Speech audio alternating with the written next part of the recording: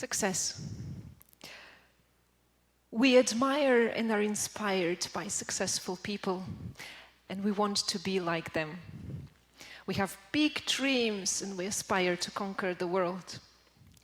But we are often frustrated that we're losing the race, that our classmates, co-workers, friends, neighbors, people of the same generation, any group we relate to, are doing better than us, are achieving faster than us, are more successful than us.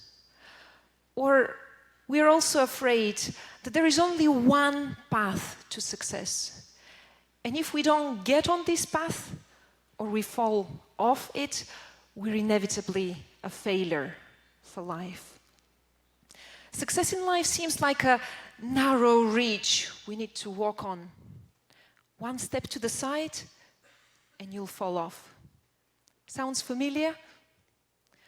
But what is success? And what is failure? How do you define them? Rather simple, right? Successful people are achievers, while non-achievers are failures. Let me tell you the story about the lives of two people, person A and person B, as examples for success and failure. Person A was born in a vibrant city full of culture, opera, theater, festivals, with multiple historical layers of architecture as a backdrop. Her family traveled a lot, and she was exposed to many cultures as a child. She has fond memories of regular ski holidays in winter and sunny beaches every summer. On the other hand, person B was born to an international family living in a conservative, ethnically homogeneous city. Being the only different child around meant constant bullying in school, which together with indifferent, career-focused parents made for emotionally difficult childhood. Person A applied to one of the best high schools in the city and got full 100% score on the entrance examination, which was a great achievement considering the fact that only one more student from all applicants was awarded the full score. However, person B almost didn't get into high school, which was such a disappointment for her parents. High school life brought more failures. Failed grade in French, the only foreign language she's been unsuccessfully studying all these years. Person A was admitted into her dream university program, again with 100% score on the entrance exam. There, her fluent French allowed her to win a scholarship for a study abroad. Later, she was offered a job at her place of internship, and she enjoyed working there tremendously. However, for person B, the university years were a series of social faux pas and failed relationships. She went into clinical major, but after working in the clinics for a while and a couple of mistakes that almost cost the life of her patients, she gave up, scared she could actually kill someone. Person B followed her aspirations for research and won a PhD scholarship abroad. What could be better for someone interested in both science and travel than going to her dream destination? Person B also aspired for PhD and spent long time looking for scholarships before eventually building the courage to apply. The selection procedure was long and hard, and she eventually lost at the very last stage. It took her 2 years to finally get through. For person A, the PhD years were some of the most exciting in her life.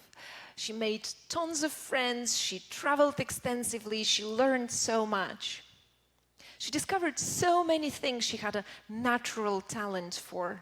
She wouldn't have known all this if she hasn't followed her dreams. She completed her PhD work a year earlier than required and published in the big-name journal where she dreamed to have her publication in. However, for person B, the PhD experience was depressing to the point of giving up. The steep learning curve, the new language, the isolation, the lack of support, all of this was making her doubt the decision to throw away her comfortable, secure life back home and come to the other end of the world for something that now appeared unachievable. After spending a year working on her research topic, the project was abruptly cancelled and she had to start a new one from scratch. Her first paper submission was rejected. Person A had one more thing to celebrate with the completion of her PhD, the birth of her first child. Becoming a mother was yet another amazing life experience. Children teach us what it means to be an adult and how to become one. This new life experience allowed her to see new aspects of herself, to rediscover her strengths and her interests. She found the joys of sharing knowledge. Seeing the sparks of passion for science in the eyes of her students was even more exciting than spending her days in the lab digging her own projects as she used to do. Most importantly, this switch allowed her to stay true to her strongest convictions, that children need parents who are present in their life and connected in order to grow healthy in body and mind. However, for person B, things looked completely differently. Her nascent research career was interrupted in its start. She had her first child. While it was a conscious decision, she was not prepared for the physical and psychological overwhelm that a child brings. The responsibilities of childcare left her incapacitated for years, after which jumping back on the same train of research seemed almost impossible. While it was her decision to give priority to her children's needs over her own aspirations, the bitter aftertaste of regret persisted. Now, imagine a career counselor asking our two characters the standard question: what are your life goals? Where do you want to see yourself in 10 years? For person A, there is one fundamental desire that drives all of her choices: to explore and follow her dreams, wherever they lead her, even if they take her away from her original goals. Because goals change as passions change.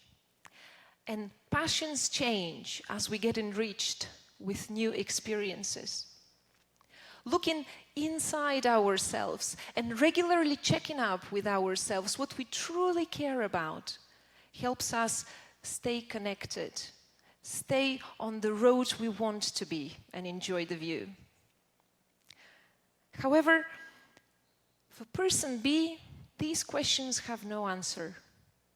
What's the point of having goals, of building sandcastles if they can get destroyed by the next wave in the ocean of life? What's the point of looking ahead of time if we can't be sure about tomorrow?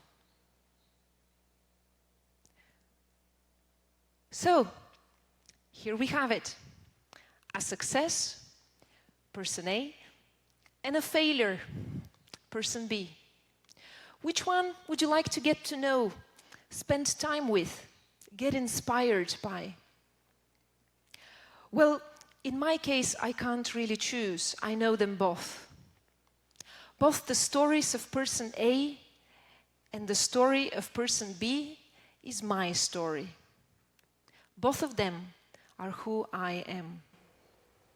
My failed grade in high school was in French, a language I became fluent in only a few short years later. As a school child, I considered myself unable to learn languages. I now speak 5. My failed grade in university was in a subject I liked so much, it later became the area of my PhD research. There were many occasions in my life when it felt like I'm falling. But looking back, I was just learning to fly. I've taken gap years from both study and work, and for which every time I've been called lazy or irresponsible. Yet every time the decision was the scariest and the smartest step to take. And every time it has given me clarity on what I really want and how to get there. My life path has taken many turns, and I'm not where I envisioned myself being when I was in high school. But where I am now is a result of my conscious choices and is exactly where I want to be. Some people have arrived at my current destination faster. Yet my route, full of detours, was more panoramic and rich in experiences that have given me the wisdom to look at the world with the eyes I look at it now. Where is life going to take me in 10 years? I have no idea. Or to put it more precisely, I have so many exciting ideas I'm working on. I'm not sure which will take me furthest from where I'm now. I might be in business. I might go into politics. But one thing I know for sure. Wherever I decide to go next, all that I have learned, done, and experienced is going to be a strong and colorful foundation on which all of my future steps will stand. You see, at every stage of my life, at every stage of your life, there is both success and failure. Just change the glasses through which you're looking. In fact, neither success nor failure objectively exist. It's all relative. Relative to what your starting point is, what you compare it with, what you expect to get, what people around you say, what your values are. Then your values depend on which country you're living in, what's your cultural background, what's your education level, your economic status. The only things that objectively exist are our experiences and what we learn from them, our passions and our determination to follow them. Where we are at this point of our lives is a result of choices we've made in the past. How we feel about this point in our lives is a result of choices to focus on one or another aspect of our experience. But we have the power to choose differently today and alter both our future experiences and how we feel about them. Objectively, there is no success, nor failure. There is no competition, no firsts, and no lasts. Just labels. Labels on something that is really a work in progress. If you take off the glasses, you will see that life is not a dangerous, sharp ridge. It's a vast, beautiful valley with many directions to go. Step to the side and you won't fall.